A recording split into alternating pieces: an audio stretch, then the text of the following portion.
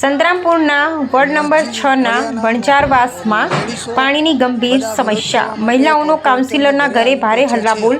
પાણી સમસ્યાની કાયમી ઉકેલની ભારે ઉગ્ર લોકમાંગ ઉઠી. સંતરામપુર નગરપાલિકા હદ વિસ્તારમાં આવેલ સંતરામપુર વોર્ડ નંબર 6 કાદરી મસ્જિદ વણઝારવાસ વિસ્તારમાં છેલ્લા 4 થી 5 દિવસથી નગરપાલિકા દ્વારા આપવામાં આવતો પાણી પુરવઠો કોઈ કારણસર બંધ રહેતા સ્થાનિક મહિલાઓમાં ભારે રોષ જોવા મળ્યો હતો. મળતી માહિતી મુજબ આજરોજ વોર્ડ નંબર 6 કાદરી મસ્જિદ વિસ્તાર વણઝારવાસમાં રહેતી મહિલાઓ નિયમિત પાણી ન મળવાની સમસ્યાથી ત્રાસી અને કંટાળી જઈ મોટી સંખ્યામાં વોર્ડના કાઉન્સિલર મોહસીનભાઈ પિંજરાના નિવાસ સ્થાને પહોંચી વિરોધ નોંધાવી હલ્લાબોલ કર્યો હતો તેમજ વિસ્તારને નિયમિત અને સમયસર પાણી પુરવઠો આપવામાં આવે તેવી રજૂઆત કરી હતી.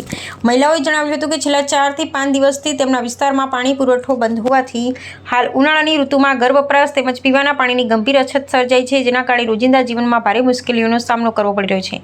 મહિલાઓએ માંગ કરી હતી કે તેમના વિસ્તારમાં સમયસર અને નિયમિત પાણી પુરવઠો આપવામાં આવે.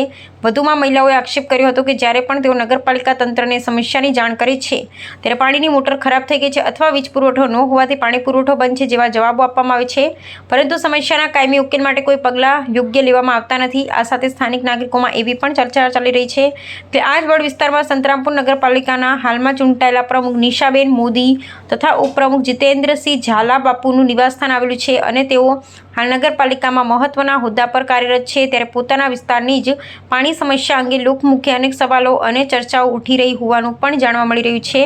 સ્થાનિક રહીશો તેમજ નગરજનોએ સંતરામપુર નગરપાલિકા અને સંબંધિત વહીવટી તંત્રને માંગ કરી છે કે આ સમસ્યાને ગંભીરતાથી લઈ યોગ્ય આયોજન સાથે પાણીની સમસ્યાનું કાયમી નિરાકરણ લાવવામાં આવે અને લોકોને નિયમિત પાણી પુરવઠો ઉપલબ્ધ કરાવવામાં આવે તેવી માંગ કરી રહ્યા છે.